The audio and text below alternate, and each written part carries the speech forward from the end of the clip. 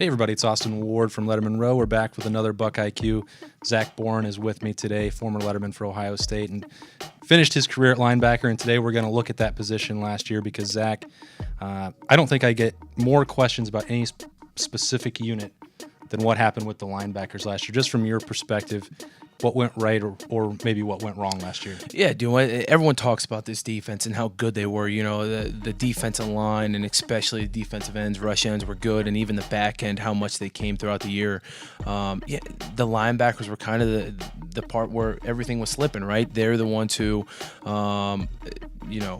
putting it lightly, they're the ones who kind of let the defense fall apart, and especially the Oklahoma and Iowa game, which I know we're going to touch on those two games. I don't know if it's a leadership thing, if it's a mental thing of practice during the week, or even the new coach last year, with Coach Fickle leaving and learning a new scheme, learning a new play. But I think this year these guys are going to step up after having a year under their belt. Granted, we lost a couple of them, but we'll look at a couple of these plays and see how the linebackers are just really bad with their eyes, and how playing linebacker, you have to be really smart, and that starts with your eyes and your recognition of the play. Yeah, we may not have all the answers here, but we're going to try and find some things that went wrong last year. So for the first time on BuckIQ, a warning for Ohio State fans, these might be some graphic images, but we'll roll the tape here. They fake it to Anderson, a dart across the middle, touchdown. They show screen left. Watch how he uses his head to get the defense out of position and then finds the receiver for the touchdown. All right, Zach, here's the first one, a pretty big game at the start of the year for Ohio State. Oklahoma comes to town. You got Baker Mayfield at quarterback, and so much hype, and then a critical situation here in the third quarter. Yeah, this is a huge game, and especially this drive was huge with Ohio State coming out and scoring on the first drive in the second half. But here's the problem here, and you see Chris Worley up here, and he's the one who kind of messes up because he has to drop back into this pocket.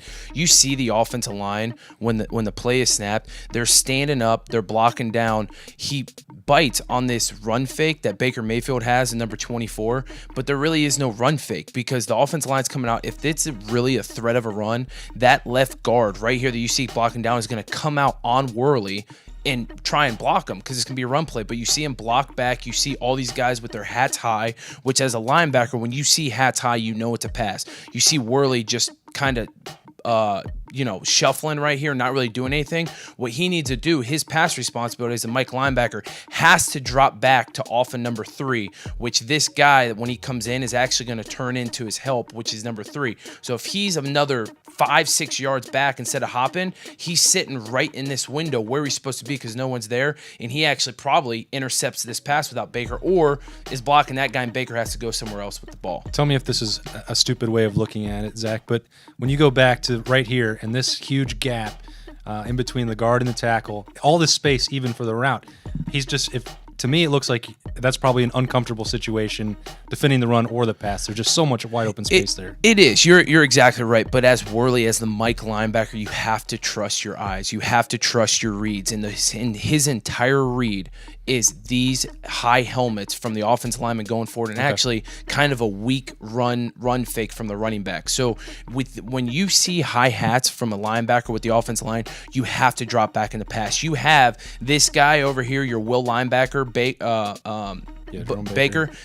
helping out here on 24. You see his eyes, he's here, and he's got his eyes on the quarterback because there is no threat over here. You have only one receiver to this side. He's covered. You have safety help over here, and you've got a corner. So really, you have to know where your help is. He knows Baker's going to help on these two right here, so Worley's got to drop back into his zone. And they fake it to him wide open over the middle. It's Flowers running free. Dimitri Flowers, touchdown. Here's Mayfield again. This is actually earlier here in the third quarter. We are, and if you go back and pause it at the very start of the formation, you can see here. So they're split back. What they always teach you in split back, right, is you've got 3 linebackers. You've got your will linebacker over here who's going to be responsible for this number 4. You know this guy's normally always, it looks like he's kind of playing close line, so he's going to pressure everything from the outside. You as the Mike linebacker need to know where the biggest threat is, and you'll see you always play off a number 3. This looks like what we call at Ohio State cover 8 yellow, right? So as a cover 8 yellow, as a Mike linebacker, you have to be responsible for number 3. And what we see here again is that Worley jumps on this run fake. The run fake is what Oklahoma did all game, and our linebackers were flying. What we see is Worley literally runs right by his pass responsibility right there, and he's in no man's land. He's just sitting there trying to jump, and this guy runs completely wide open for a touchdown. Is that just a tendency you think they pick up as they go, that this is totally a tendency thing? This is something that they probably saw Ohio State's linebackers were really aggressive going into it, so that's why you saw so many play action moves. But what you also saw is that Ohio State, especially in the beginning of the year, the linebackers were so bad with their eyes. You can see all these guys. Look at all their eyes. They're all on the quarterback. They're not even on their pass responsibility when they should be, knowing where their biggest threat is, which is this guy running down the middle of the field, and someone has to pick him up. And especially being the Mike linebacker, you're responsible for number 3, which is this guy. Yeah, not much that can be done after that. Once you give somebody Baker Mayfield that open of a target and that much room for that guy to operate. Yeah, and you can see right here, if you rewind back just right here, you see all of their eyes. They aren't even looking at their number 3 threat. All of them have their eyes in here at the quarterback because Baker Mayfield was such a weapon that they were so scared about Baker Mayfield running. Iowa State looking to add some more. Off the play fake. Stanley throwing forward. It's caught. And then there was another game later in the year where this would become a problem again for the Ohio State linebackers. And we're kind of cherry picking just one. There were several in this game, but this is one where Iowa scores in the game that turns out to be a blowout. Yeah, and this is kind of the most frustrating one of all 3 of these clips. And it's because it's goal line. There really are no threats on the outside. When you get down to the goal line, it really is a man scheme, right? You're responsible for a man. And so you have here Booker, who, from his standpoint, he's responsible for the second receiver, right, to this side, or the third receiver. So you've got a help here. This guy's actually a tackle that's blocking down. Your help right here on the wing tight end is there. He's responsible for the first back out. If it's the running back going that way, he's responsible for him. You see him take him, and then he stops.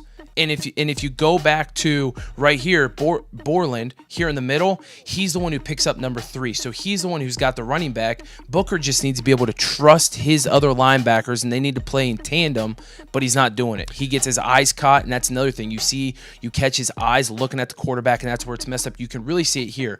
Borland is completely on the running back. Look, play right there. But Booker, as you see him going out, you'll see him right here, catches his eyes. Why is he looking back? It's something that, hey, he needs to trust his defensive end on the quarterback. He was not a running quarterback. He needs to stay on his number 2 and follow the fullback out to the flat. Yeah, and again, Zach, we kind of picked a couple bad plays. We could have looked at the end of the year and maybe said this Ohio State defense with Tough, Borland, Worley, and Baker was one of the better in the country, but there were problems in big games, and that was one reason why Ohio State wound up losing twice. Yep, you are exactly right. It was kind of the games where they lost, the defense really dropped the ball. Granted, people can say stuff about the offense, turnovers and whatnot, but hey, it all falls on the defense. If you're giving up 45 points, you have no reason to win a football game. Another chance for them to get better this year. A lot of talent returning, and Zach Bourne will be here with us all year with some fresh plays, probably some better ones to break down as the season goes along. That is correct. Hopefully. For Zach Bourne, I'm Austin Ward. Thanks for joining us at Lettermen Row and BuckIQ.